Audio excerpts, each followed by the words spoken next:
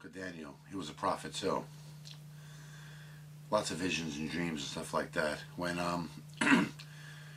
King Nebuchadnezzar, I keep saying that wrong, but when he took over, he told his man Aphanaz to gather up the smartest, most able, the best like magicians, astrologers, sorcerers, and what they call Chaldeans.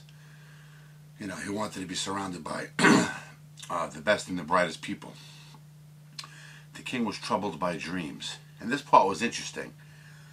He was very untrustful, apparently, of these supposed seers, you know, people that can prophesize, and he was very skeptical.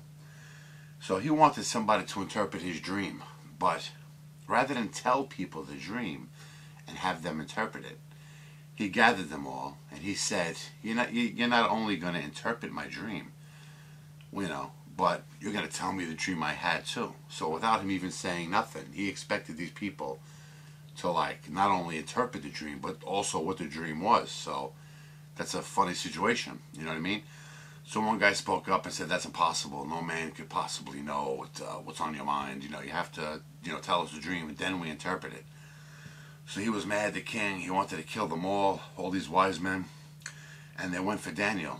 And he was like, wow, well, why is the king being so hasty? Like, give me a chance to interpret it. So that night, the Lord apparently told him what the dream was. And he thanked the Lord. He went the next day to the king. And he told him exactly what the dream was. Like, word for word. I mean, happening for happening or whatever. And the king was like shocked. And then he interpreted it. So it was pretty cool. And then he believed so strongly in Daniel because that's like an impossibility. Like he actually like plucked the thoughts right out of his brain, And the king knew that this must be true. Like the hand of God had something to do with this. Yeah, that part's in chapter 2. If you want to read the dream, it's 31 to 36. And the interpretation is 37 on, is the interpretation of that dream. Anyway, the king fell on his face. He worshipped Daniel.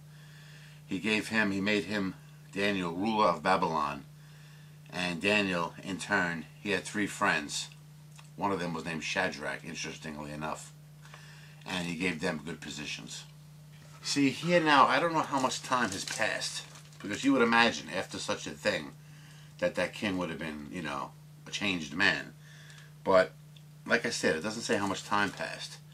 But the king built this statue, and everybody was supposed to worship it at certain times when they heard these instruments going off. And word was going around by some troublemakers that his 3 friends, Daniel's 3 friends, weren't worshiping. So the king sent for them. And he said, why aren't you worshiping this and that? And they worship their God and all this blah, blah, blah. So the king was like really pissed with them.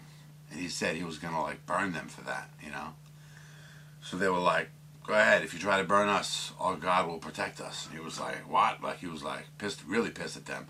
So he had his strongest men, like tie the 3 of them up and throw them into this fire, Interestingly enough, though, when he looked into the furnace, he was shocked to see that the 3 men weren't being hurt by the flames.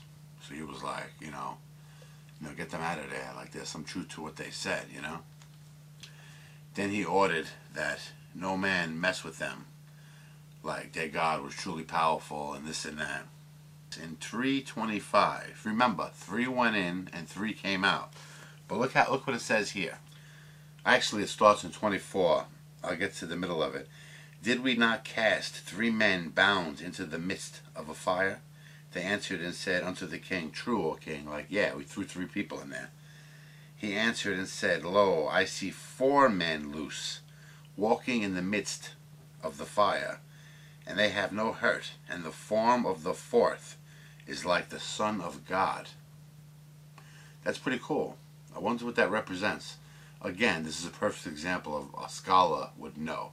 Because obviously there was 3 men in there, but there was the image of something of the 4th, and he referred to it as the Son of God. It's kind of interesting.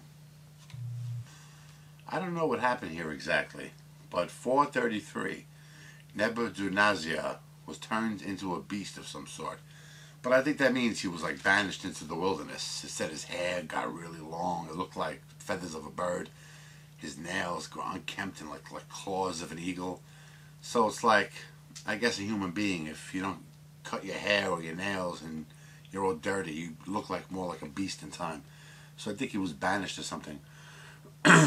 Then Daniel went on to interpret more weird dreams for that guy's son, King Belshazzar. He was troubled. They sought Daniel. Daniel was legendary now. Daniel told him straight up, you worship false gods, like you're not a good person. But Belshazzar respected the truth. He gave him like this gold chain that he promised him, these fancy duds. And anyway, that very night, Belshazzar was killed. It's kind of interesting. Darius the Median took over. When it was found out that Daniel was praying 3 times a day, I think it said, to his God, Darius was pissed. Anyway, one thing led to another. They had him thrown into a den of lions. The next day, the king went to look, and he looked in, and lo and behold, he's sitting in there with the lions. The lions didn't attack him or nothing, And he claimed that God protected me from these lions. So whatchamacallit, Daniel gained a lot of respect right then and there. In this book, people are spared by God, apparently, and from horrible fates. And I guess these rulers kind of believe in God because, if you saw something like that with your own eyes, I guess you'd have to believe, I guess that's why people don't believe today. They don't see nothing like that. 7 gets into Daniel's dreams. These are more like prophecies of the end times to me. He had one where from out of the sea, these 4 great beasts came. One looked like a lion with eagle's wings. One looked like a crazy looking bear. One was like a leopard with 4 wings and 4 heads. And the worst of all was, it almost sounded like Godzilla or something, was this one with iron teeth. And it was so huge, it squashed stuff with its feet and it had 10 horns upon its head. Or it just said 10 horns. I'm not sure if it said head.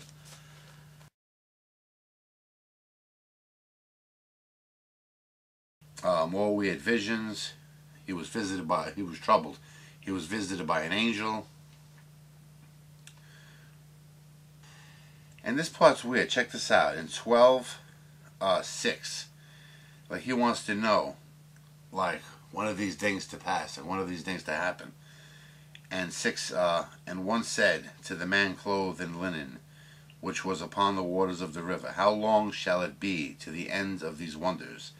And I heard the man clothed in linen, which was upon the waters of the river, when he held up his right hand and his left hand unto heaven, and swear by him that liveth forever, that it shall be for a time, times, and an half.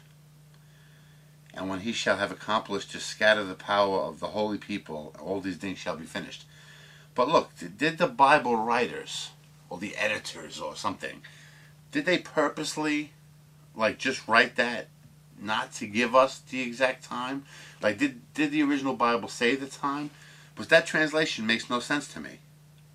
That it shall be for a time, times, and half. It's almost as if they omitted the actual, times, and just wrote the word time. Read it for yourself and you'll see. It's 12:7.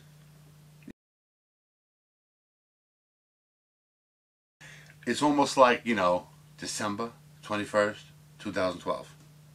I'm only kidding. Anyway, this was a pretty good book. It was interesting. Had a lot of good tidbits in there, and it was an easy read.